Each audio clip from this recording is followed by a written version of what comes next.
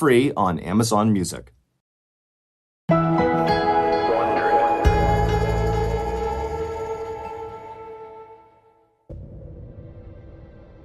Two social workers sat behind a desk, looking across the table at a very nervous-looking couple. The social workers tackled troubling cases all the time, but this one was especially hard to stomach. That day, a doctor had called the social workers about an infant that the doctor was sure was being abused.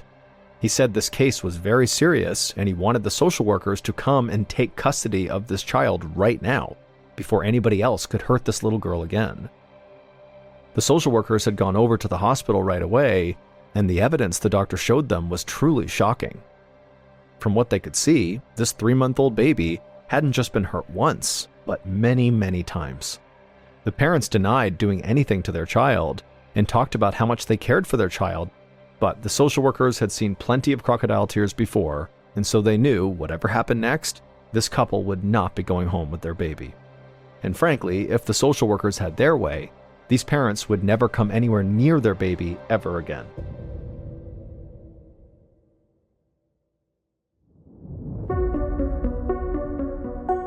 From Ballen Studios and Wondery, I'm Mr. Ballen, and this is Mr. Ballen's Medical Mysteries, where every week we will explore a new baffling mystery originating from the one place we all can't escape, our own bodies. So if you like today's story, please replace the Follow Button's toothpaste with garlic paste.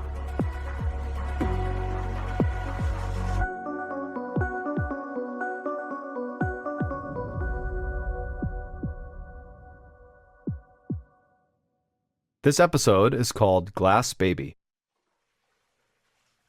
On the morning of June 16th, 2008, Tiffany O'Shell was washing dishes in the kitchen when she heard a familiar rustling sound coming through the baby monitor on the counter. Her 3-month-old daughter, Alyssa, had just woken up. Tiffany dried her hands on a towel, then took off the bandana that had been keeping her short red hair out of her face. She heard Alyssa start to hiccup on the monitor, and instinctively, Tiffany almost called out for her husband, Dave, to go check on the baby, but then she remembered that Dave had actually already left for work. He was a police officer with the Lakewood Police Department in Lakewood, Colorado. Tiffany used to work with Dave at the Lakewood Police Department, but she'd quit a couple of months before Alyssa was born. Having 2 full-time cops in the family was too hard with a new baby. Now she just worked part-time as a guard at a halfway house for former criminals. It didn't pay as much as being a full-time cop, but the hours were far more flexible. Tiffany walked into the baby's room and gently took Alyssa from her crib. Alyssa's bright blue eyes darted around the room, taking in her little world. Tiffany brushed a hand over Alyssa's mop of bright red hair and smiled. It was the same shade as Tiffany's hair. Tiffany could tell that Alyssa needed a new diaper, and so she carried her over to the changing table beneath the nursery window. Tiffany began to undo her baby's onesie, but when Tiffany lifted Alyssa's right leg up, her baby girl let out a sharp cry. As the baby cried and cried, Tiffany picked her up and examined her, unsure what had upset her baby so much. But the more Tiffany touched Alyssa, the more the baby seemed to cry. Tiffany tried to shift her from one hip to the other, but that just made Alyssa scream even louder. At a loss for what to do, Tiffany just took her baby into the living room, where they kept Alyssa's swing, and she fastened Alyssa into the swing and let it rock her, and soon the crying did stop, and a few minutes later, Alyssa was fast asleep. Tiffany was relieved, however she was still concerned. But she decided that Alyssa's sudden distress couldn't be anything serious, and so Tiffany went back to her morning chores. After Tiffany showered and dressed, she loaded Alyssa into her car to drop her off with her grandmother, Jackie, Tiffany's mom. Jackie was going to babysit Alyssa until Dave finished his shift that evening. Alyssa slept peacefully the entire car ride, and she didn't even wake up as Tiffany took her out of the car and handed her over to her grandma, so Tiffany assured herself that her daughter must be okay. It was late evening by the time Tiffany got home from work. She set her purse down in the entryway and then went into the kitchen to start dinner. Meanwhile, in the living room, Dave was trying to play with Alyssa, but from the sound of it, it seemed like Alyssa was really fussy. A minute later, Dave stood up and carried Alyssa into the kitchen so they could say hello to Tiffany. Tiffany asked Dave how his day went, and he would say it was all good, typical day. But then he said when he picked up Alyssa from Jackie, Tiffany's mom, Jackie mentioned that Alyssa had actually been a bit fussier than usual all day. Tiffany nodded and told Dave about Alyssa's outburst that morning when she lifted up her leg. Dave bit his lip and looked concerned. Tiffany waited to hear what he was thinking. Dave wondered aloud if they should take Alyssa to the doctor if her mood didn't improve by morning.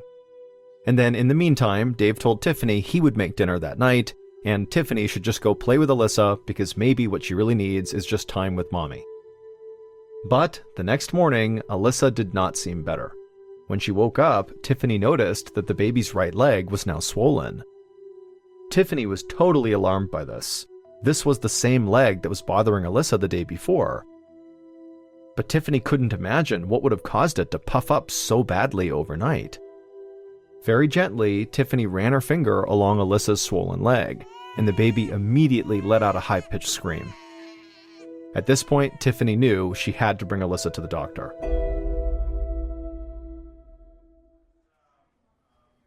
By that afternoon, Tiffany was sitting in the emergency room at the Denver Children's Hospital.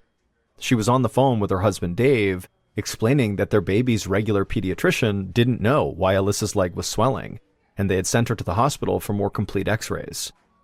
Now, Tiffany was waiting for a doctor to come back with the results. Dave told Tiffany that he was actually in the area on patrol, and he would just swing by the hospital. A few minutes later, Tiffany was looking out the window when she saw Dave's patrol car pull into the parking lot. Dave hopped out and walked into the emergency room, and his worried face broke into a smile when he saw his wife. He walked over to her and sat down and asked her how she was doing. But before Tiffany could say anything, a doctor carrying their baby's x-rays walked into the waiting room with a very grave look on his face. He asked Tiffany and Dave to please follow him, and then without waiting for them, he just turned around and walked into an empty exam room. Tiffany felt her chest tighten. When she'd first met this doctor, he'd seemed really friendly, but now he seemed cold and distant, like he was preparing himself for a very difficult conversation. She looked to Dave for encouragement, but Dave just kind of shrugged and whispered that, maybe the doctor was having a bad day. A nurse was already sitting in the room when Tiffany entered carrying Alyssa, and then once she and her husband were inside the room, the doctor got up and closed the door behind them. Then he told Tiffany and Dave very matter-of-factly that he'd looked at Alyssa's x-rays, and he discovered that she had 11 bone fractures in both of her legs, all in various stages of healing. They would have to fit Alyssa for splints on both legs. These splints would keep her legs in place and help the fractures heal. Tiffany was totally shocked, and she instinctively turned to her husband, but he also looked totally shocked. Tiffany then turned to the doctor and asked what he meant. Surely this was a mistake. The doctor didn't answer. Instead, he clipped Alyssa's x-rays to the light board on the wall and started pointing to all the dark lines across the child's bones. Each of the lines represented a fracture. Tiffany and Dave looked at the x-rays and then back at each other in absolute horror.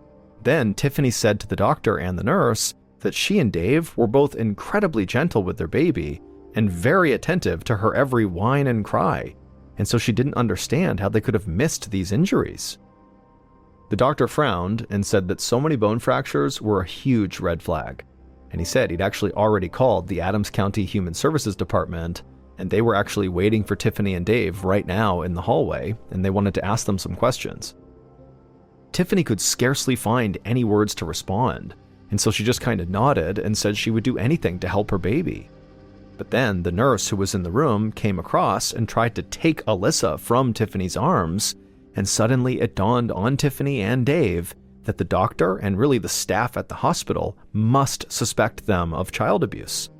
And so not only was their baby seriously hurt, but now she might also be taken away from them.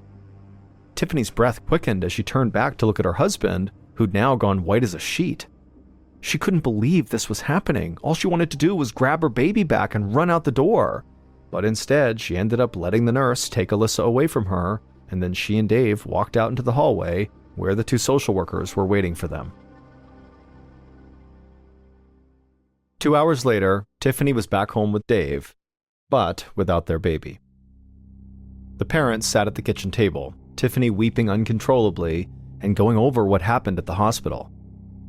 After the doctor had spoken to them, a woman in a brown polyester suit had led Tiffany into a dingy conference room and spent the next 45 minutes grilling her on her mothering habits and her temperament. Then she had told Tiffany that the state social workers were not going to let her and Dave take their baby home. Tiffany begged them not to take her child, but nothing she said made a difference. The social workers had already decided that it was in the best interest for the baby for her to be put in foster care. They wouldn't consider leaving Alyssa with Tiffany's mom either, since Jackie often babysat for Alyssa and therefore was a potential suspect as well if this was abuse. Tiffany was a wreck and felt like her heart had been pulled out of her chest. Meanwhile, her husband, Dave, was just furious. He kept pounding his fist on the granite countertop as Tiffany sobbed right next to him. The parents had told the doctor again and again that nobody in their family would ever hurt Alyssa. But the doctor said that Alyssa had what are called corner fractures, which would have been from violently yanking or twisting Alyssa's limbs, which is consistent with abuse. During her interview, Tiffany had tried hard to think of some explanation for Alyssa's injuries. She'd mentioned that maybe every once in a while Dave would hold Alyssa upside down, kind of as a joke, but she assured the social worker that Alyssa was giggling and laughing the whole time, and Dave only did it for like a second or two. There was no way that could have caused all these fractures in her legs. As Tiffany went over and over all the horrible things that had gone on that day, she just got up from the kitchen table and began pacing. Now she was worried that she might have accidentally said too much about the way they parented Alyssa, and that maybe she had unintentionally given more ammunition to the social workers to potentially charge them with child abuse. Tiffany and Dave would spend the rest of the night combing the internet for some explanation for Alyssa's injuries. Finally, after hours of researching, they found a condition called brittle bone disease, a rare genetic condition that causes bones to weaken and snap easily. Although Tiffany shuddered at the thought that their baby could have such an agonizing condition, she did hope that they had found something other than abuse that could explain their baby's injuries. At this point, all Tiffany and Dave cared about was just getting their daughter back. In terms of how to protect her and keep her safe from more fractures, that was something they could figure out down the road. But for now, they just wanted their kid back. 2 days later, on June 19th, Tiffany and Dave stood at a defendant's table at the Adams County Courthouse for a hearing on the next steps in their baby's case. Across the small courtroom were the two social workers who'd interviewed Tiffany and Dave at the hospital 2 days earlier. Tiffany's blood boiled when she looked over at them. She knew they were just doing their jobs, but she couldn't help feeling totally furious inside. She tried to stay calm, but she worried whether Dave could do the same. At home, he was an emotional wreck, full of rage and heartbreak at the same time.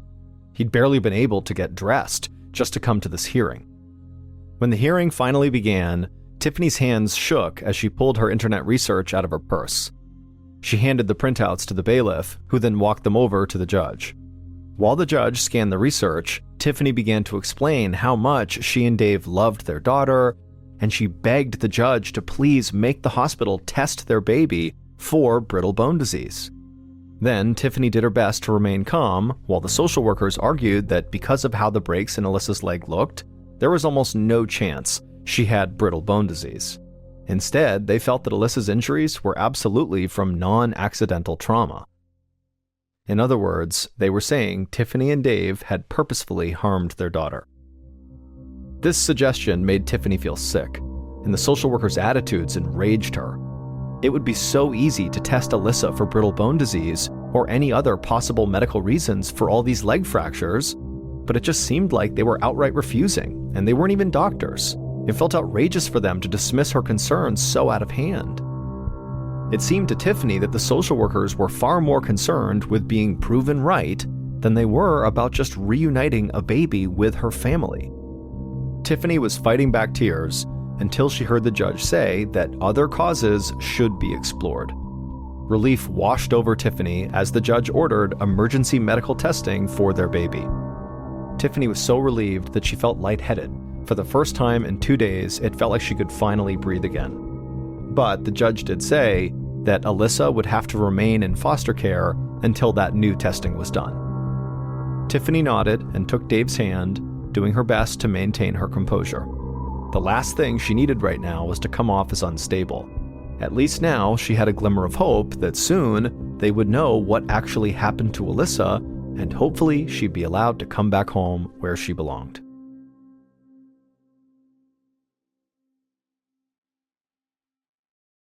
The next morning, Tiffany was in her kitchen pouring water into the coffee maker for her and Dave.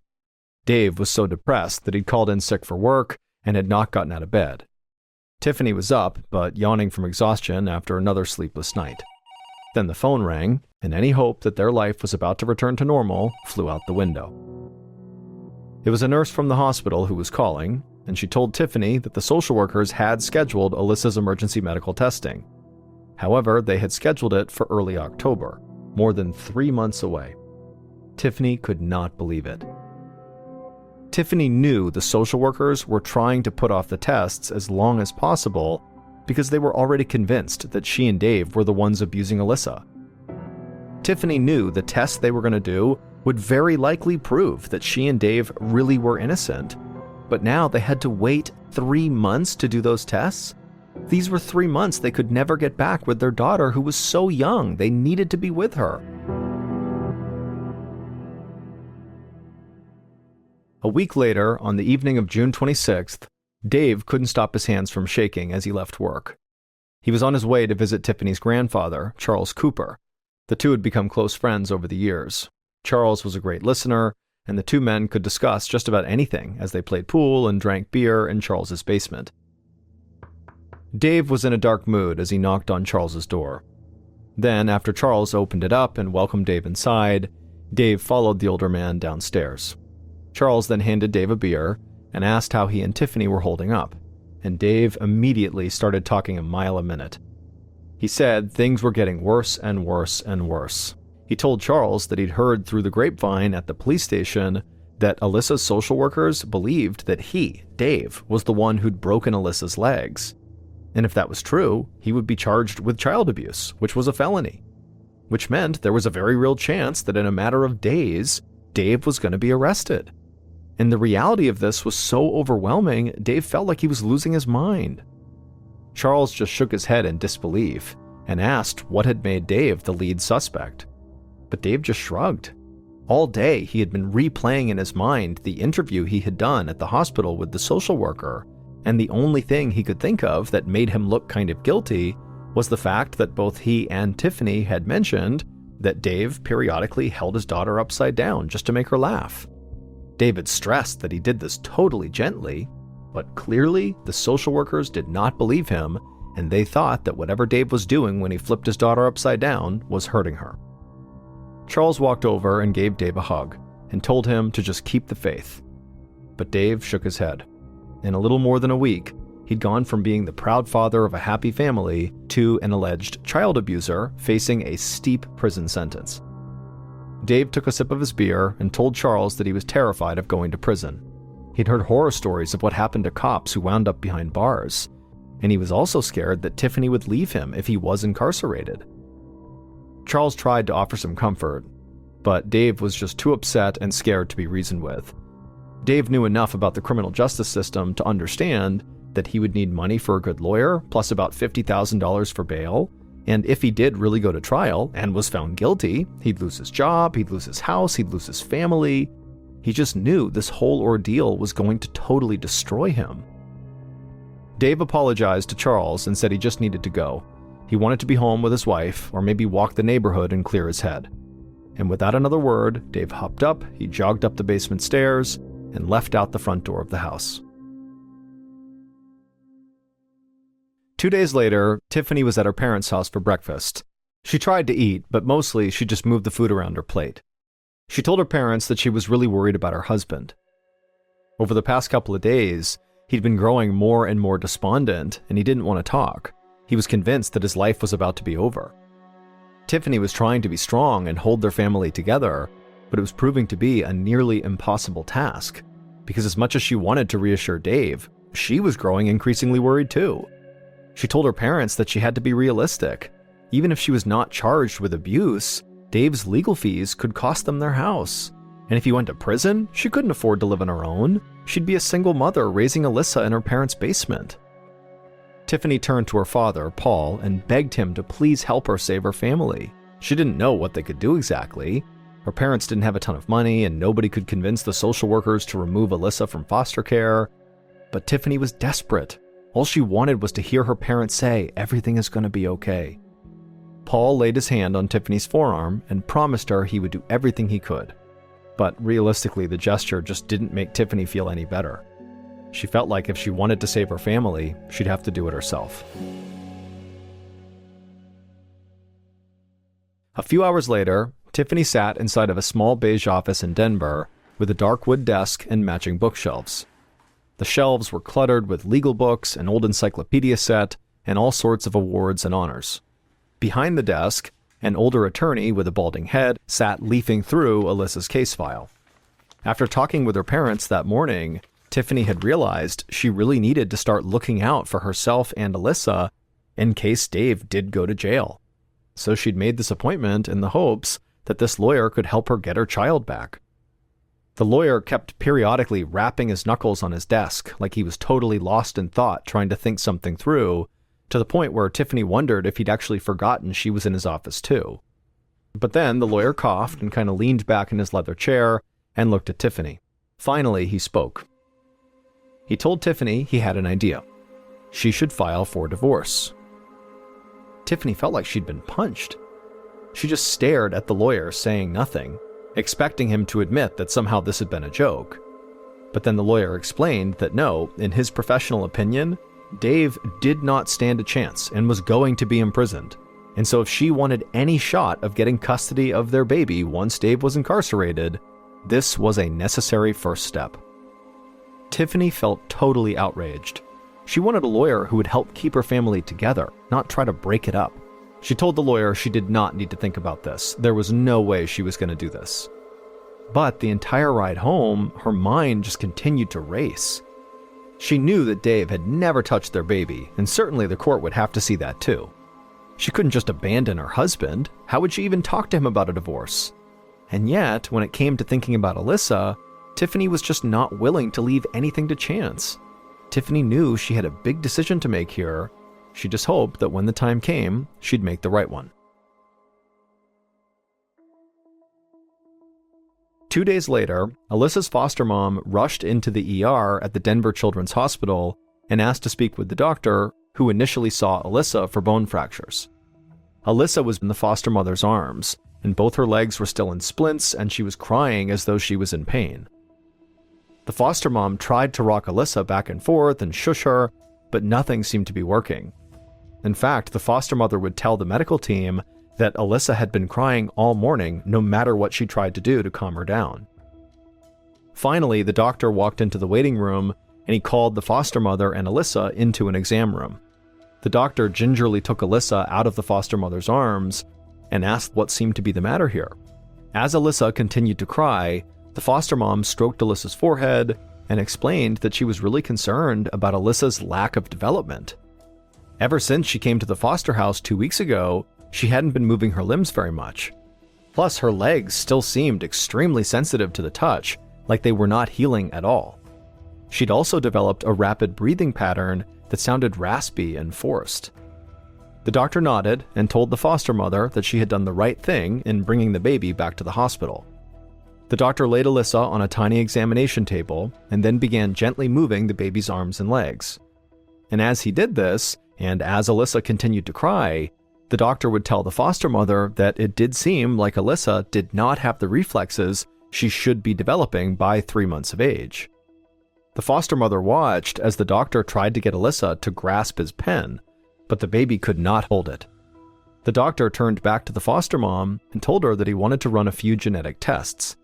And in fact, these were the exact tests that Alyssa was supposed to receive by court order, but not for another 3 months. The doctor also mentioned to the foster mother that he was supposed to meet with Tiffany and Dave earlier that morning, but they had not shown up. And so he told the foster mother that he would be sure to update Tiffany and Dave on this new plan to run these new tests sooner, as soon as they talked again. While the doctor continued to examine Alyssa, her foster mom stepped into the hallway. She called the social workers on Alyssa's case to let them know that Alyssa was back at the ER and that the doctor did seem to think that something else could be going on here with the baby. The social worker thanked her and then promised they would update Alyssa's parents. The foster mom hung up and then went back into the room to wait. But about 30 minutes later, one of the social workers called back to say that they'd tried to contact Tiffany and Dave, but both their phones went right to voicemail. The foster mom nodded and said that she just hoped everything was okay. Around 3 p.m. that same afternoon, June 30th, Tiffany's mother, Jackie, was also trying to get a hold of Tiffany and Dave. She'd been calling them all morning, but neither had picked up. Their radio silence really worried Jackie. She knew the parents had several important meetings that day that they could not afford to miss. At 8 a.m., they had an appointment at the hospital about their child abuse case. Jackie had expected some kind of update afterwards, but had not heard a thing. Then at 11 a.m., Dave was supposed to meet with his lawyer, who was going to take him to the police station to be questioned by the detective on Alyssa's case. Then at 1 p.m., Tiffany had an appointment with her own lawyer. Tiffany had not updated Jackie about what she was going to do yet with regards to filing for divorce or not, and as much as it pained Jackie to admit this, she did think that Tiffany would have to divorce Dave in order to get her baby back. Tiffany had promised to stay in touch with her mom, Jackie, all throughout the day, but now it was going on 3 p.m. and Jackie hadn't heard a peep. Jackie called Tiffany and Dave's house and their cell phones again, but still nothing. Jackie went upstairs to her bedroom where her husband, Paul, was napping, and she tapped him on the shoulder. Paul woke up and asked if she'd heard from Tiffany, but Jackie just shook her head and said she didn't know where they were and couldn't get in touch with them. And then she suggested that, maybe Paul should drive over to their house and see if they were okay. Paul didn't hesitate. He jumped out of bed, grabbed the keys, and then he and Jackie headed out the door towards the car.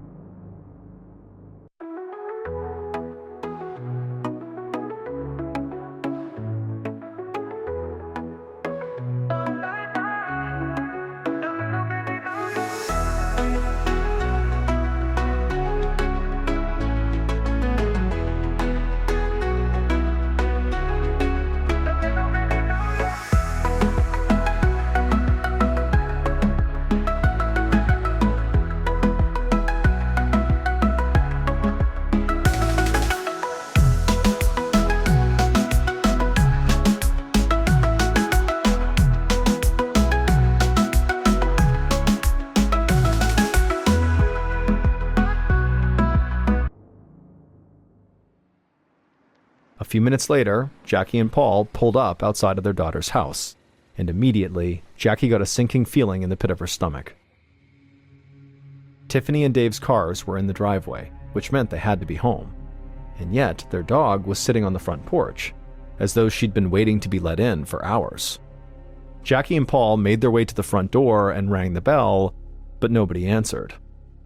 Jackie's chest tightened as she pounded on the door and called to Tiffany and Dave. But nobody called back. Paul had brought along a spare set of keys, so he pulled them out of his pocket and he unlocked the front door. And the second they stepped inside of that house, Jackie sensed something was wrong. It was just too quiet. Paul went ahead of her and headed down the hallway to the bedroom. Jackie hung back in the foyer and just decided to call 911. And just seconds later, Jackie heard Paul let out a blood-curdling scream. Paul had just discovered his own daughter and her husband dead inside of their bedroom. There was no note, but it was obvious what had happened. Dave had shot and killed Tiffany, and then he had taken his own life.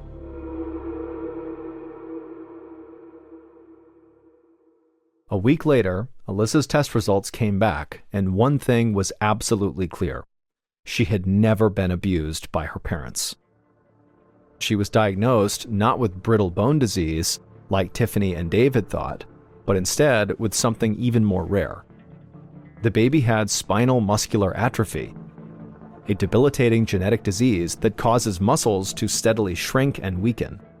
Tragically, there's no treatment for spinal muscular atrophy, and in newborns, the disease is always fatal.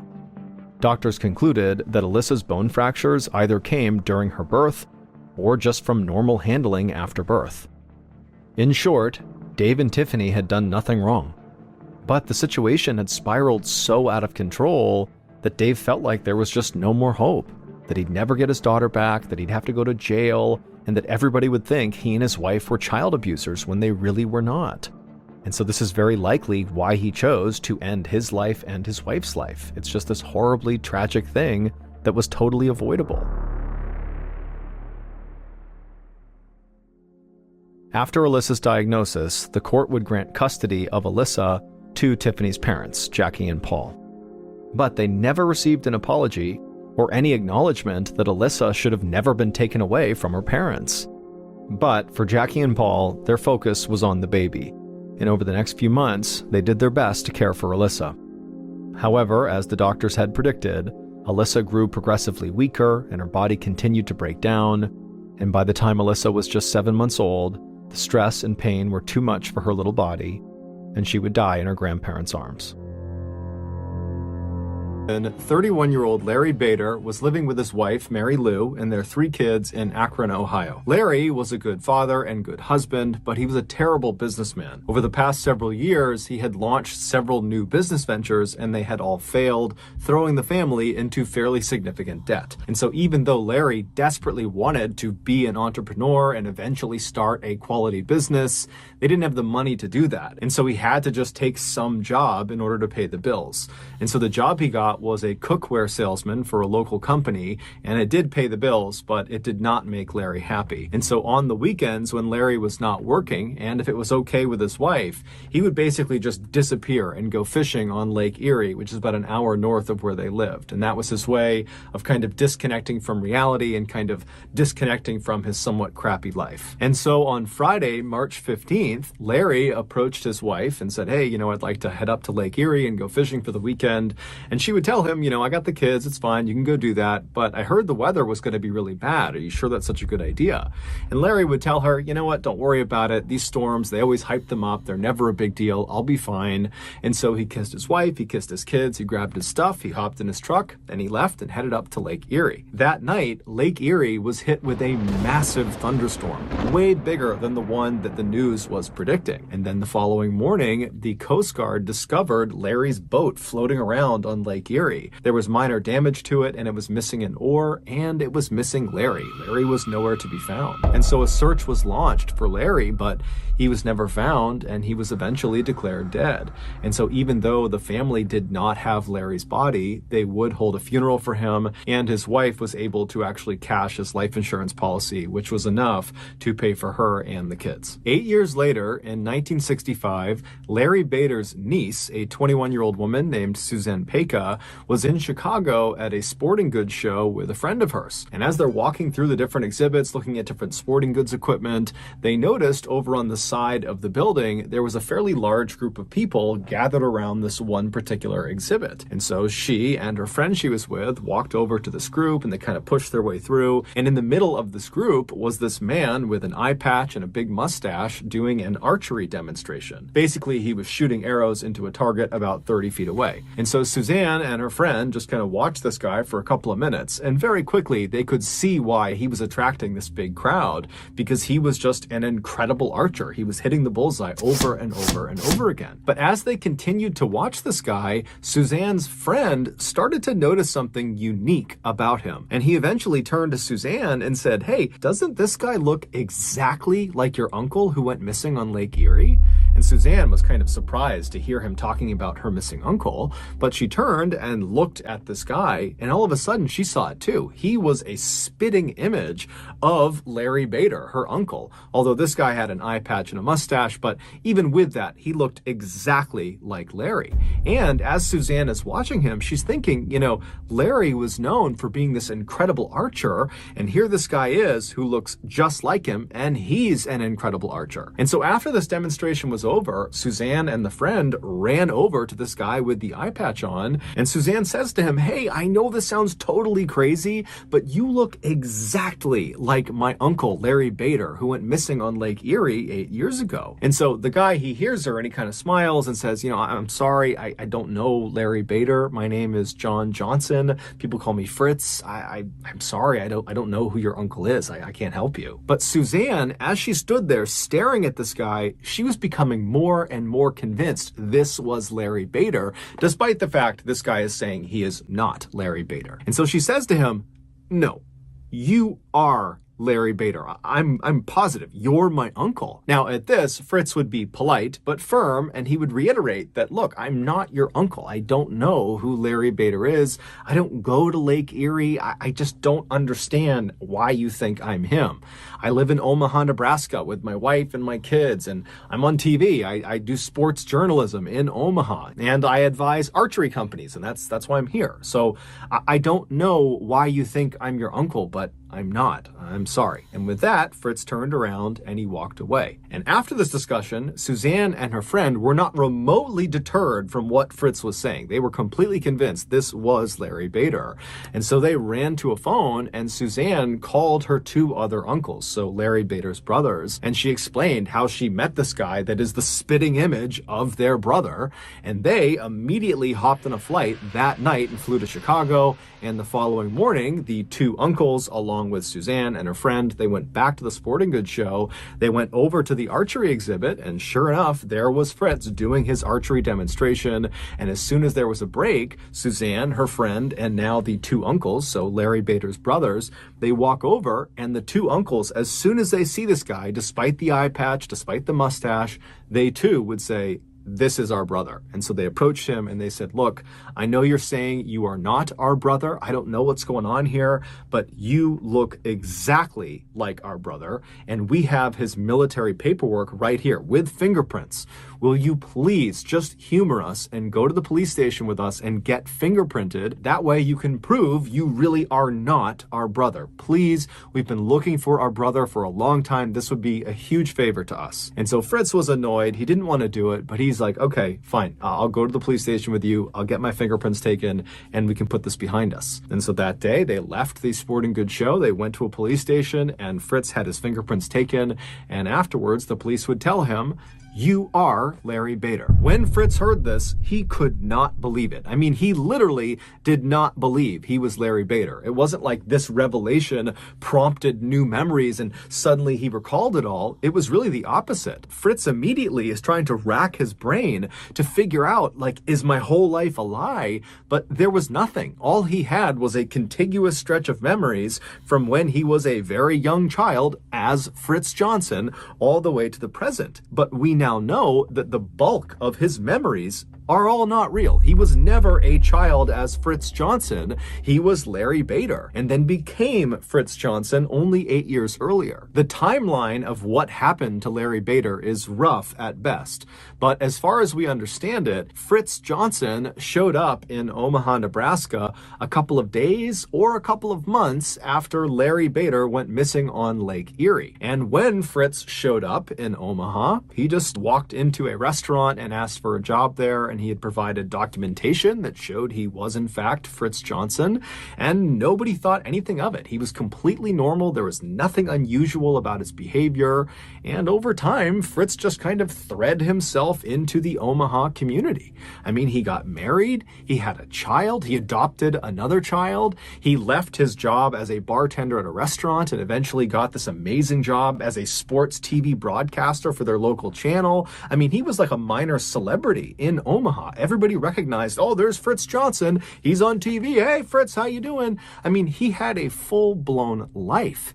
But as soon as the news broke that he was not Fritz Johnson, he was Larry Bader, right away, the TV station he worked for fired him. His second wife left him because in reality, he actually was still legally married to his first wife. And so his marriage to his second wife was never actually real to begin with. And so she leaves him. And then also because Larry Bader was no longer dead, the insurance company that had paid out all that money to his first wife as part of his life insurance policy, they demanded that he repay them. And throughout all this drama of Fritz finding out he's Larry Bader, Fritz continued to say he was not Larry Bader, that this was all a big mistake. He just could not understand how this could have happened. None of it made sense. And so eventually a team of experts, doctors, psychologists, you name it, they came out to Omaha and they ran Fritz, aka Larry Bader, through a battery of tests over almost 2 weeks. And at the end of all their testing, they concluded that 1, Fritz definitely is Larry Bader. So there's no debate there. He is Larry Bader. And 2, he is almost certainly suffering from an extreme case of amnesia, which is memory loss. But the doctors and experts had no idea how he developed this case of amnesia. And of course, Fritz, he too had no idea how he developed this case of amnesia. And it's unlikely we'll ever get any more clarity on exactly what happened to Larry Bader / Fritz, because unfortunately, just 1 year after it was discovered Fritz was Larry Bader, Fritz would die. He had cancer in one of his eyes, and that was actually why he wore that eye patch, and the cancer had come back and it took his life. Today, his case is considered to be one of the most believable and baffling cases of amnesia on record. Before we get into our next story, I want to talk to you about today's sponsor, HelloFresh. Back during the beginning of the pandemic, we were not able to get groceries or have food delivered to our house. And so before long, we were down to eating just the Diet Cheetos and pickled licorice. And as I was eating my 77th bag of Diet Cheetos, I thought to myself, is there anything better for me to eat? And that's when I discovered HelloFresh. HelloFresh is like one of those things where as soon as you have it, you think to yourself, how could I have ever lived without this? They send you this neat little box full of meals, and there's all these incredible meals to choose from fairly intricate to very quick and easy. And so whatever your tastes are, they got it. But the catch is, they are not made. You are the chef, and you make the meals. And before you tell me that you're a bad chef, I'm a bad chef, and I'm able to whip these meals together no problem because all the ingredients are perfectly proportioned, which also means you don't waste any food, and the recipes are incredibly easy to follow. So the end product is home-cooked, fresh, delicious food every time. So if your New Year's resolution is to eat better or to just stop snarfing as many Diet Cheetos, then you really need to sign up for HelloFresh. To do that, go to HelloFresh.com, use the code MrBallen16 to get up to 16 free meals and 3 surprise gifts. Okay, back to the stories. Just outside of the popular tourist town of Amaga in northern Colombia lies this thick green jungle. And if you know where to look, there is actually a walking path that leads you from Amaga deep into this jungle. And if you keep going, it will bring you all the way to this terrifying, enormous old railroad bridge that spans this huge ravine. Now, this bridge is no longer used by trains. It's been decommissioned. However, since its decommissioning, there's actually been, ironically, more traffic on this bridge, although it is the foot traffic variety. People come out to this bridge to go bungee jumping. Bungee jumping is a thrill-seeking activity where people will leap off of high places, like this bridge, and they'll jump with an elastic rope tied to their ankles. And so this rope has been very carefully measured so that when it is fully stretched all the way out, it ensures whoever has jumped will still not impact the ground. Back in early July of 2021, a 25-year-old Colombian lawyer named Yesenia Gomez, who lived about an hour north of Amaga in the larger city of Medellin, she told her boyfriend that she wanted to go bungee jumping. This was something Yesenia had talked about for a long time, wanting to go bungee jumping, but every time it became a real thing and they were actually going to go do it, she would back down because she was just too scared. But for whatever reason, in July of 2021, Yesenia had the confidence and the courage to actually see this thing through. And so her boyfriend, when he heard how serious she was, he capitalized on the opportunity because he had never bungee jumped before and he really wanted to, but he couldn't without his girlfriend. And so now it seemed like she was serious. And so right away, he called the Amaga bungee jumping company to book a slot for he and Yesenia to jump off of their bridge. So on the day they were supposed to jump, which was Sunday, July 18th, Yesenia and her boyfriend hopped in their car and they drove an hour south to Amaga. And when they got there, they found the walking trail and they made their way out to this bridge. And when they get out to this bridge, they are amazed at the number of people who were already in line on this bridge waiting to jump off of it. They knew this was a popular spot, but perhaps they didn't realize just how popular it was. And so Yesenia and her boyfriend, they get in line behind the nearly 100 other jumpers ahead of them, and they proceed to wait. And over the next several hours, Yesenia and her boyfriend would have front row seats to all of the jumpers ahead of them jumping off the bridge. Now, it seems like Yesenia, in her mind, believed she would arrive at this bridge and very quickly she and her boyfriend would leap off and it would be great and so much fun. But now they've been forced to wait for a really long time. And this whole time, they're watching other people jump. And Yesenia is starting to panic. Suddenly, bungee jumping looked terrifying. It did not look like something she wanted to do. And so she was beginning to second guess her decision. And so her boyfriend, he's trying to calm her down and he's telling her, oh, it's totally safe. Look at all these people who have jumped. They're all fine. They're all smiling. They're so happy. You're going to be so proud of yourself. But despite his best efforts to calm his girlfriend down, Yesenia just could not calm down. But she did tell her boyfriend that she's not about to back down. She's going to go through with this. And so several hours went by of this totally high stress, anxious waiting period. And then finally, Yesenia and her boyfriend reached the front of the line, at which point the staff members who've been doing this all day long, they signal the two to step forward and get their harnesses on.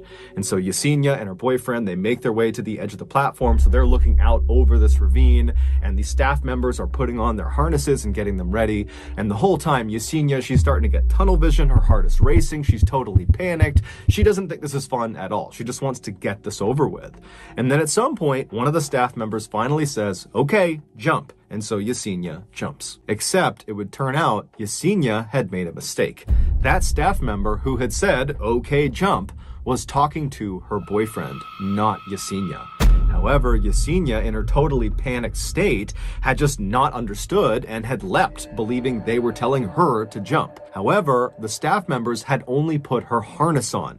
They had not attached the actual elastic rope to her ankles. And so when Yesenia jumped, there was nothing stopping her from smashing into the ground. And so as soon as she leapt off the bridge, her boyfriend ripped off all of his gear and he ran down the bridge. He leapt over the railing and he ran down the hillside all the way to the bottom of this ravine. But when he finally got to his girlfriend, it was already too late. She was already gone. It would later be determined Yesenia did not die from impacting the ground.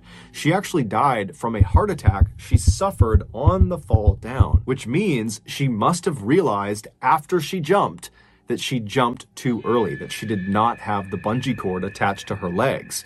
And so literally the fear of what was about to happen to her killed her. In early 1974, 31-year-old Michael Taylor was living happily with his wife Christine and their 5 children in Ossett, which is a small town in central England. Michael was described as a great father and a great husband who had an excellent sense of humor. In fact, neighbors, whenever they would walk past the Taylor household, would say you could often hear the sound of Michael laughing or the sound of him telling jokes to his family. But in April of that year, everything changed for the Taylor family. Michael had been doing some home repairs when he fell off of a ladder and he hurt his back. The injury itself was fairly minor, but it resulted in chronic pain. And this chronic pain quickly changed how Michael behaved. Michael went from being this cheerful, funny, happy guy to being sad and depressed. And he was so irritable that his family could barely be around him because he would lash out. Was not available on the islands, so she would have to be flown to the mainland of the United States as soon as possible.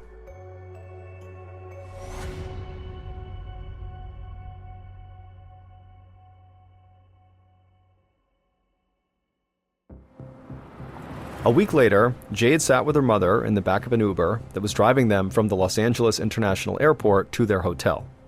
Jade watched the other cars on the highway blur past and noticed how beige and concrete everything looked in Southern California compared to the lush green of Hawaii. Jade was really missing her father. Jack had had to stay home in Hawaii to work, and he was also going to miss Jade's birthday, which was in 2 days. Jade dreaded the idea of turning 10 without her father around, and she also dreaded seeing another specialist that afternoon. Even though her left eye was now completely blurry and her headaches had only been getting worse, Jade was scared of going to see another doctor. She was afraid that whatever treatment they would give her would be more painful and more uncomfortable than what she was already experiencing. But Jade tried to push her worry from her mind. After all, she was in the city where all her favorite movies were made. Her mom had even promised her that they could go do some sightseeing when they weren't at the doctor's office. and so Jade decided she was just going to have fun on this trip no matter what. That afternoon, Jade sat in another examination chair, this time at the Children's Retina Institute in Los Angeles. A doctor with red hair and a neatly trimmed beard was drawing blood samples from Jade's arm, while Jade told him all about the last time she'd been poked with a needle and how much it had hurt. The doctor's name was Dr. Khaled Tawanzi, and Jade's mother had told Jade that he was actually the one who started this institute. Jade watched the blood flow from her arm down through a plastic tube and into small vials. It didn't hurt at all, and Jade actually found it fascinating to watch. She asked Dr. Tawanzi what he was going to do with her blood, and he smiled at her. He explained that he'd send her blood to a very special laboratory where scientists would run all kinds of tests. Then, in a day or two, they'd know for sure if Dr. Ng was right about what was causing the blindness in her left eye. Jade imagined an all-white laboratory full of shiny machines and scientists in blue scrubs. She'd seen something like that in a movie once. It made her feel safe, like the best doctors in Los Angeles would be working to save her vision. Dr. Tawanzi told Jade that in the meantime, her very important assignment was to have as much fun in Los Angeles as possible. Jade smiled as her mom assured him that they had plenty of plans for that. 2 days later, Jade peered over the side of a tour trolley, watching a shark's fin move through a man-made pool set to the iconic Jaws movie soundtrack. It was her 10th birthday, and her mother had taken her to Universal Studios Hollywood. Just as the music reached a crescendo, an animatronic shark came leaping out of the water. Jade leaped back from the edge of the trolley, and then she laughed and clapped with the rest of the tour group. By the time Jade and her mother got off the trolley a few minutes later, Jade felt better than she had in a long time. For just a moment, she had forgotten all about her troubles. She decided it was birthday magic. As she led her mother away from the studios tour, Jade heard her mother's cell phone ring. She turned to look at her mom, and Ho'ola'i dug through her purse, pulled out her phone. She looked at the caller ID, and asked Jade to wait a minute. It was Dr. Tawanzi calling. Jade sat down on a nearby green plastic bench while her mom paced and listened. Jade watched as the smile on her mother's face faded. Jade's stomach lurched. She knew that whatever news her mother was receiving, it could not be good. Jade swung her legs nervously as her mother hung up with the doctor and then made a second phone call, which was much shorter. And when her mother turned around, Jade could tell she was extremely upset. Ho'ola'i strode over and sat on the bench next to her daughter. Jade held her breath as her mom explained what the doctor had told her. Jade needed surgery.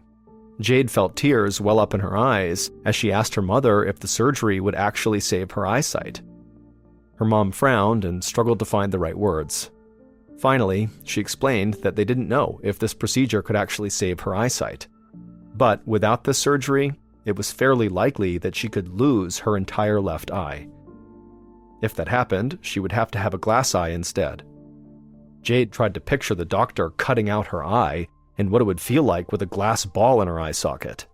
The very thought of it sent tears running down her face, and she turned to her mom and sobbed into her chest. The next morning, Jade's mother stood next to Jade's gurney at the Children's Retina Institute. Jade looked frightened and kept looking around for her father, who had gotten on the first plane available to come join them. Jack was supposed to have landed more than an hour ago, and Jade's mother was worried he would miss the surgery. Ho'ola'i squeezed her daughter's hand as Dr. Tawanzi propped open the double doors that led to the operating room. He asked Jade if she was ready, and her mother beamed proudly as Jade nodded her head bravely. Then they heard a commotion down the hall. They all turned to see Jade's dad, Jack, burst into the hallway and run toward the gurney. When Jack reached them, he leaned down and planted a big kiss on Jade's forehead. He whispered in Jade's ear, "Happy birthday," and that he loved her. Finally, a nurse said it was time to take Jade into surgery, and so Ho'ola'i and Jack both blew kisses at their daughter as she was rolled into the operating room. The parents held each other as they watched the doors swing closed. It all felt so unfair. Their daughter was barely 10 years old, and she might lose her eye. And now all they could do was wait and hope.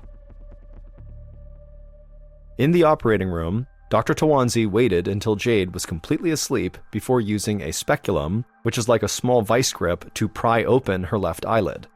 Once her eyelid was propped open, Dr. Tawanzi began the careful process of removing Jade's eye completely from its socket so that only the optical nerve was connecting it to her body. Once Dr. Tawanzi had freed Jade's eyeball from its socket, he held it up and turned it around until he was looking at the back. He had seen scans of the mass on Jade's eye, but he was still shocked by how it looked in person. It was a thick, dark mass, and it was caked on so hard it felt like a rock. Dr. Tawanzi could tell it was going to be extremely difficult to remove it without permanently injuring Jade's eye, because the doctor knew there was a risk that this mass was not just on Jade's eye, it might be embedded inside of Jade's eye. And if that was the case, Jade would very likely lose her eye entirely no matter what Dr. Tawanzi did. But Dr. Tawanzi would not know how bad this was until he attempted to remove it. It took Dr. Tawanzi nearly 3 hours to remove this foreign mass from Jade's eyeball, slowly pulling it off one tiny piece at a time. It almost felt like he was tearing cardboard with each pull. But finally, with one last gentle pull, the last of the black lump dislodged. Dr. Tawanzi placed it all on a dish, and a nurse whisked it away for testing. Then he lifted Jade's eyeball with his forceps and slid it back into the socket, hoping it could be saved.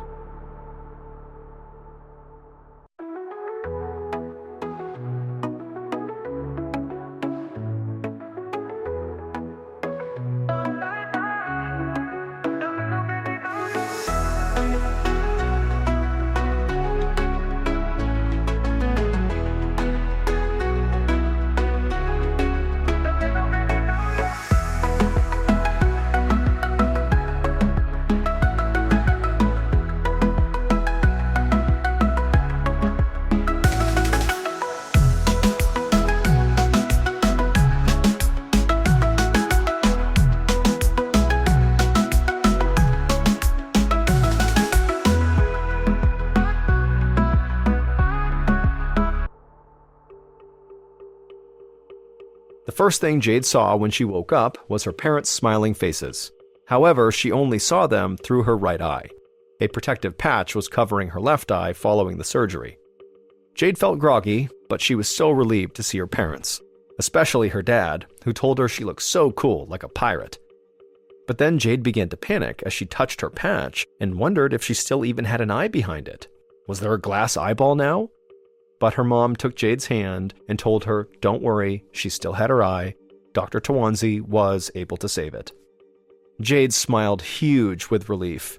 Her mom was crying and told Jade what a great job she did. A few moments after that, Dr. Tawanzi walked into the recovery room. Jade and her family grinned and thanked him for his help. But Dr. Tawanzi said they were not out of the woods yet. He told Jade and her parents that Dr. Ng had been right about his diagnosis. Jade's condition was much more dangerous than anything doctors in Hawaii could treat, and the surgery was not a guaranteed solution. Because Jade's eyeball had been invaded by living creatures. The creatures, he said, were parasites called Toxocara, otherwise known as roundworm. Dr. Tawanzi explained that usually Toxocara is spread through dog feces. He asked if Jade had a pet dog at home. Jade said no, but then she told Dr. Tawanzi about the stray dog that she sometimes played with at the local park. Dr. Tawanzi nodded and said that it was very possible to pick up Toxocara at a park frequented by stray dogs, or even just by pets and their owners. All it would take for Jade to get this infection would be for her to touch a tiny bit of dirt with dog feces on it, and then touch her mouth. Toxocara is not rare. In fact, they are one of the most common parasites in the world. About 5% of American adults have antibodies in them that show they have been exposed at some point in their lives to Toxocara. But most people who ingest Toxocara eggs don't get a single symptom and never even know the parasite was inside of them at all. Typically, the body forms a hard shell around the parasite and expels through the intestines. But in some cases, the body is too slow to react, and the parasites migrate through the body and end up in organs like the liver, kidneys, and sometimes even the eyes. And that's what had happened to Jade. She had developed a very rare condition called ocular toxocariasis. In ocular toxocariasis, the body does finally form that protective shell around the parasites, but only after the parasites have attached themselves to the eye. That's why the mass on the back of Jade's eye was so hard. Her body was trying to protect her, just a little too late. Jade got lucky. Her body's response had come in time to stop the parasites before they completely destroyed her eye. And Dr. Tawanzi was pretty sure he managed to remove every last parasite from her body.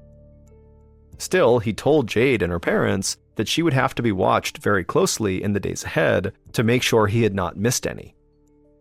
Most of Dr. Tawanzi's explanation went way over Jade's head, but she grimaced at the disgusting thought of accidentally eating dog poop, and Dr. Tawanzi actually laughed a little bit when he saw Jade's face. He told her it's much more common than you think. Just make sure you always wash your hands after the playground and you'll be okay. Jade grinned as a wave of relief washed over her. She was ready to be done with doctor's offices and dog poop. A few days later, the family all flew back home to Hawaii. Jade's eyesight in her left eye would come back. However, it really never fully recovered. But other than her vision, she would be okay. Jade would go on to be a cheerleader for her high school, and she would also continue to dance hula.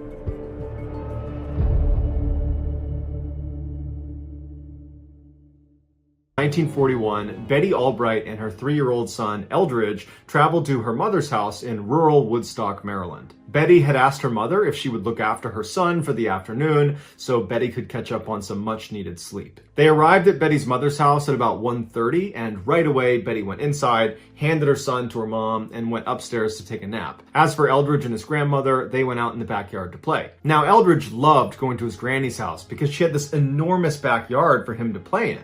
If you were standing on her back porch looking out, it would be 250 meters of just open grass for him to run around in, and it butted up against this huge forest. And in the middle of her property, looking straight out at the forest, there was this 3-meter gap in the trees that if you walked through it, it would bring you down to this creek bed that was seasonal, and there was very rarely any water running through it. From the porch, anyone that was standing in this creek bed, you could clearly see. And so Eldridge was allowed to play in the creek bed, so long as he didn't go right or left in the creek, which would put him out of view from anybody on the porch. And so this particular day, when Eldridge and his grandmother went outside, Eldridge wanted to go play in the creek bed. So he immediately starts running across the yard towards it, along with his grandmother's 3 dogs. As for his grandmother, she just didn't have it in her to go all the way down to the creek bed, so she decided she would just sit on the porch and read a book and keep her eye on Eldridge. She remembers watching her grandson go all the way across the yard, get to the break in the trees, and then step down into the creek bed where he began goofing around with the dogs and throwing rocks and having a good time,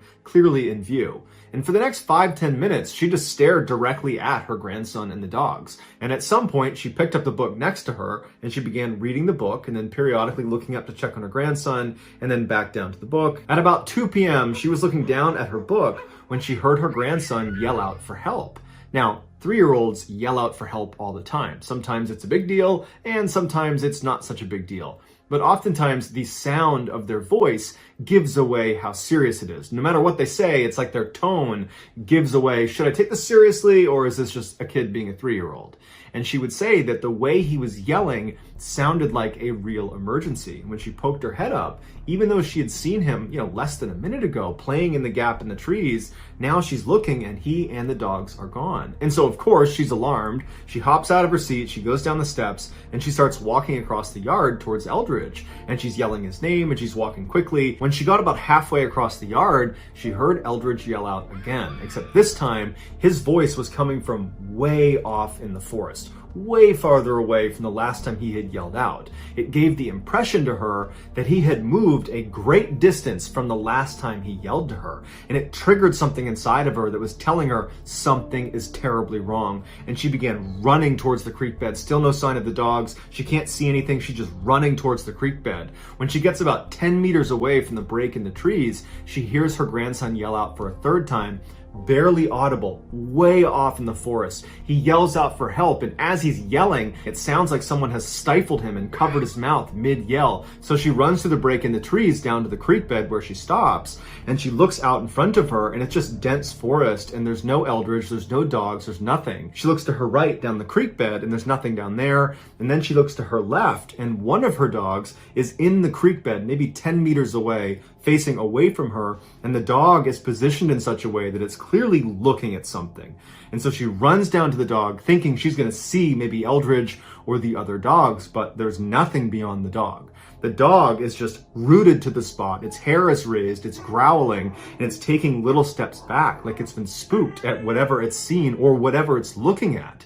And she just looked up and tried to look in the direction the dog was looking, but there was nothing. It was just forest. And so at this point, she felt certain that someone must have abducted Eldridge. And so she turns, she tries to pull the dog to come with her, but the dog's not budging. And so she runs back to the house to wake up Eldridge's mother. The two of them come back down to the creek bed. The dog is still in the same position, growling and staring in the same direction as if whatever it's looking at hasn't gone anywhere. And they look for a couple more minutes. They're yelling for Eldridge, and the grandmother is telling her daughter, look, I think he's been abducted. We gotta call the authorities. And finally she relents, and so they do manage to get the dog. They run back to the house and they call the police. Shortly thereafter, the state police showed up with this huge contingent of searchers, and they immediately went down to the creek bed where they started pushing predominantly to the left side, which is where the dog was angled, and it was also where the grandmother had heard her grandson yelling from. And very quickly, police discover some of Eldridge's footprints about 50 meters down on the left side of the creek bed. They were in some sand right at the edge, and they were walking away as if he was leaving the area he had been told to stay in, which was in that gap in the trees. But interestingly, the footprints, it looked like he had been walking for maybe 20 or 30 meters when inexplicably the prints just stopped, as if he stopped in the sand where he was. But had he gone right, left, straight, turned around, had he gone in any direction, there would have been additional prints in the sand, but there wasn't, which gave the impression that was where someone must have lifted him up and kidnapped him. But they never found any prints connected to a kidnapper. For the rest of the day and that night, they would not find any more signs of Eldridge or the other two missing dogs. The next day, about 24 hours after Eldridge had gone missing, there were a number of search crews that had gone well outside of the primary search area in hopes of maybe finding one of the two lost dogs, because they thought maybe they could bring them to the lost child. And this one crew that was 4 miles away from where Eldridge had gone missing, they were walking past a swamp when one of them heard what sounded like a child whimpering, and it was coming from inside the swamp. And so immediately they turn and start walking into the swamp, which had fairly deep water, and they get to this clearing and they see there's this rocky overhang with high grass all around it, kind of forming like a cave. And they hear this whimpering again, and it's coming from underneath that rock. And they rush over and they're pulling the grass aside, and sure enough, tucked underneath this rock, inside of this kind of makeshift cave, is Eldridge. He was laying on this really well-constructed bed of leaves that looked like an animal's den. So either Eldridge had found an animal's den, or he had built himself this beautiful bed of leaves. When they approached him, he was sleeping underneath this rock, and so that whimpering sound he was making, he must have been making in his sleep. And so as they got closer to him, he woke up and he kind of sat up, and he's very groggy and confused. You know, all of his clothes were really badly torn up, and he wasn't wearing any shoes, but he overall seemed okay. He just was very confused seeming. And so they scooped him up and they brought him back to search headquarters, reunited him with his mother and his grandmother, and everyone's just so relieved that he's alive. But at the same time, people were like, how did he get 4 miles away in the middle of a swamp? And so after the doctor cleared him, saying he was okay, besides some scratches and bruises, the police, along with the mother and the grandmother, sat down with Eldridge and asked him, you know, what happened? But unfortunately, Eldridge appeared to not know this had even happened. He didn't even know he had spent 24 hours out in the middle of the woods by himself. It was like he had blacked the whole thing out. Because Eldridge was found alive and unharmed, the police did not continue to investigate this case. And so we don't know what caused him to suddenly be yelling for help and appear to be drifting farther and farther into the woods. We don't know what the dog saw in the creek that scared it so badly. We don't know how Eldridge moved 4 miles through a dense forest over multiple swamps, only to wind up in yet another swamp inside of a cave. Although the police came out and said Eldridge must have just wandered off on his own, basically everybody involved in this case believes someone or something abducted him. It's just very fortunate he was found alive. Unfortunately, there's no clarification about what happened to the other two dogs, although the way it's worded in the story, it does sound like they were never found. In the 1950s, the Thorpe family lived in Dunbar, Pennsylvania, which was a small town of less than 1,000 people. Their house was on a very quiet street with very few neighbors anywhere near them, and their property was right up against this forest that was right in their backyard. Their daughter, 2-year-old Anna, loved to play in their backyard, but she was instructed to stay on the grass section of their backyard and not venture into the forest because the forest was snake infested. And Anna was terrified of snakes, and so she happily obliged. On May 5th, 1950, Anna was playing in her backyard in that grassy section, and her mother was in the kitchen looking out the back window into the backyard, and her mother looked down for a second when she heard her daughter scream. She looked up and Anna was gone. She immediately ran outside and she's yelling for her daughter. She's looking all around and she knows she must have gone into the forest, and she's thinking to herself, she must have been bit by a snake and she's laying on the ground somewhere. That's why I can't see her. And so she runs into the forest and she's screaming for her daughter and she's not getting any response. She's starting to panic. All her yelling has gotten the attention of her 2 older sons that were in the house. They come running outside and they join the search and they start fanning out and they're looking for Anna, and she's just gone. And so after only a few minutes of looking, Anna's mother decides she has to call the police. The police show up and they launch this massive search, and word got out to the residents of Dunbar that one of their own had gone missing, a child no less. And so virtually everyone in Dunbar showed up to be a part of the search, and they combed that whole forest behind their property, and there was just no sign of Anna. After the first 24 hours had gone by and they had not found any sign of Anna, they decided to expand the search area from a 1-mile radius to a 3-mile radius.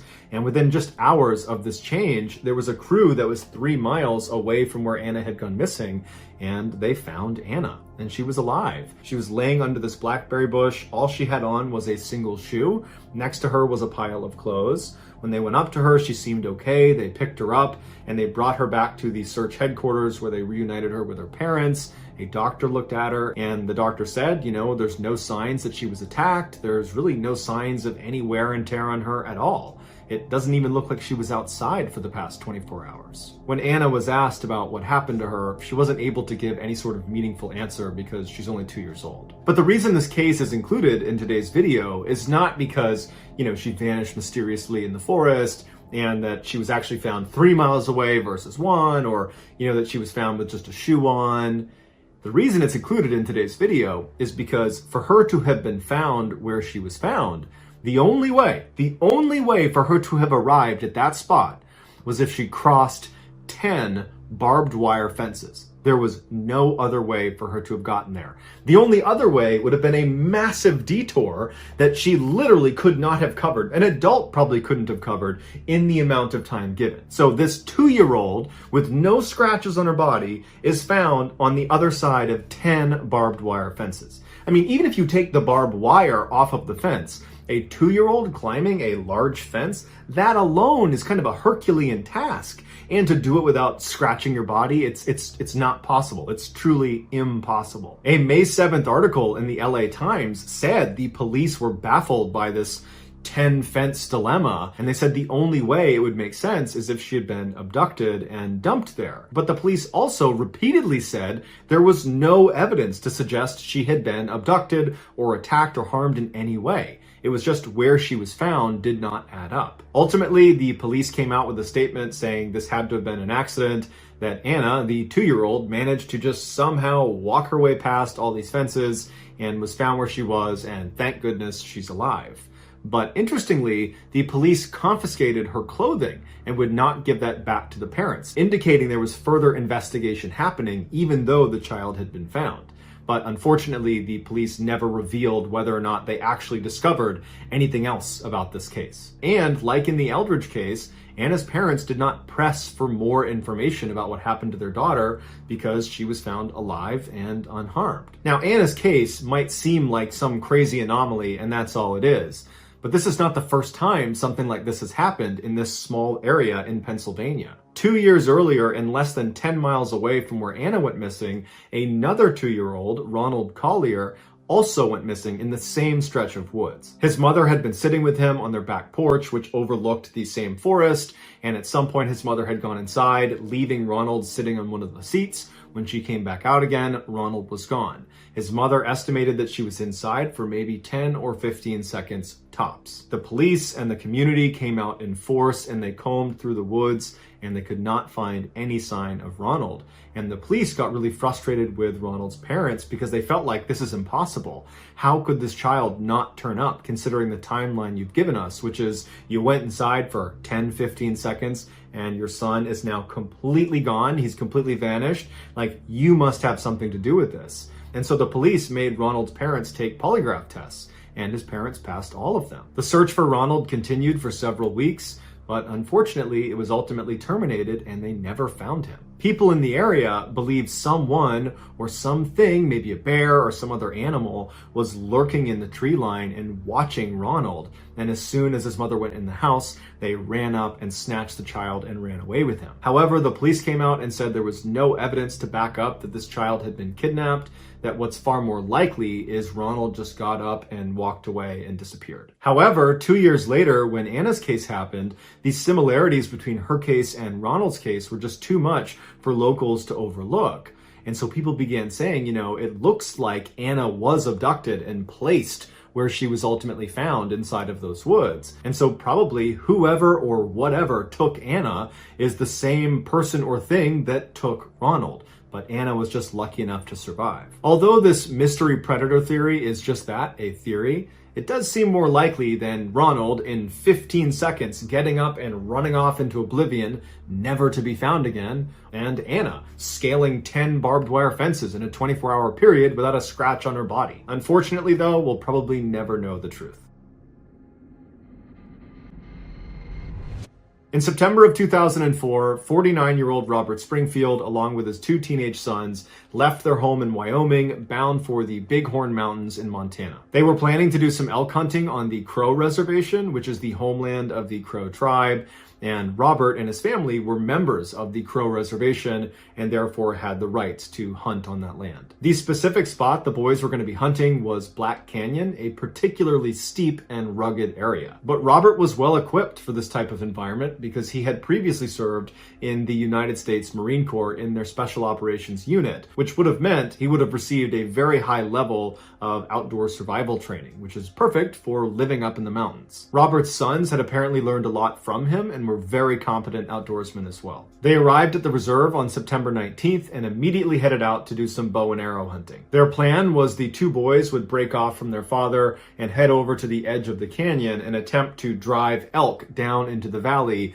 so their dad could take a shot at them. But late in the afternoon, the 2 teenage boys had not seen a single elk, and so it was getting to be time to head back to the prearranged meeting spot, and so they packed up their stuff and they headed there. The boys make it to the meeting area and their father, Robert, is not there. So they sit down and they begin to wait.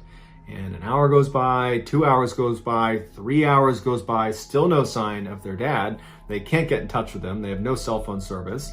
And so they're thinking to themselves, okay, worst case scenario, he got turned around and he'll have to spend the night out in the cold. But he's got warm winter clothes on. He knows what he's doing. He'll be fine. And so as the sun was setting, the boys did finally leave to go tell authorities that their dad was, lost in Black Canyon somewhere. But it was just not registering for them that this could be life-threatening, that something really bad could have happened to their dad. He was just this Superman figure to them, and it just did not cross their mind. Authorities launch a search that night that includes the use of helicopters with thermal imagers doing low flyovers of the entirety of Black Canyon. Thermal imagers pick up a heat signature, and so anyone that is alive gives off a heat signature. And so at night, if you were flying overhead and you saw a person in the middle of a canyon where there's virtually nothing else around them, they would stand out like a bright light. But that night, the helicopters combed all over Black Canyon and they never saw Robert. However, authorities would say that, this guy, he's trained, former special operator, he probably went and found shelter. So he could be inside of a cave, or maybe he made himself a shelter with tree branches, and it's obscuring him from the thermal imager, and so we'll just have to look tomorrow. But the next day, despite bringing out hundreds of searchers and bloodhounds and people on horseback and more helicopters and planes flying overhead, there was no sign of Robert. And after several weeks of still not finding any sign of Robert, they ultimately called it off. The family was obviously crushed, but more than that, they were just dumbfounded. The idea that something bad had happened to invincible Robert, that just didn't add up for them. And so after the official search was terminated, they would continue to make trips into Black Canyon looking for their father, their husband. But unfortunately, like all the searchers, they never found any trace of him and eventually accepted that he was gone. 1 year later, in October of 2005, a hunter who didn't know anything about Robert Springfield or the fact that he had disappeared, this hunter is in Black Canyon in the same area where Robert Springfield had disappeared. And this hunter is walking through this really dense forest. He's all alone. He's an experienced hunter, and he's not on a path. He's just kind of combing through the woods, and he starts to hear what sounds like a crow screeching. And at first, it doesn't really register with him. It's only in retrospect that he recalls this sequence of events. As he kept walking on, the screeching intensified to the point where he just could not ignore it. And so he stopped and turned to listen to this screeching crow that he couldn't see through the dense forest, but he could tell it was in that general direction. This hunter said as soon as he stopped and he turned and began actively listening to this crow, he had this weird sensation that the crow was trying to actively communicate with him. It was a very strange experience. He had never had anything like it in his entire hunting career, and he spent lots of time outdoors. And so he felt like he had to go over and see what was going on with this crow. And so he starts walking towards the crow. He still can't see it. It's very thick vegetation, and he's getting closer and closer, and he gets to a place where he can just barely see this crow. It's in a clearing. There is this large tree stump right in the middle of the clearing, and this tree stump is not short. It's like 6, 7, 8 feet high in the air. It looks like this tree had broken in the middle and fallen over, and this crow is sitting on the top of this kind of gnarled stump. And the crow is just incessantly screeching. And from this hunter's perspective, he can see the crow and he's kind of staring at it. And as the hunter is looking at this crow, the crow suddenly turns and looks directly at the hunter. And it recognizes the hunter can see the crow, and the crow stops screeching and is just staring directly at the hunter. And this hunter would say he felt so unsettled by the sudden behavior of the crow because it was almost like confirming the crow was looking for him, and now he had found him, and he stopped screeching and was looking at him. The bird continued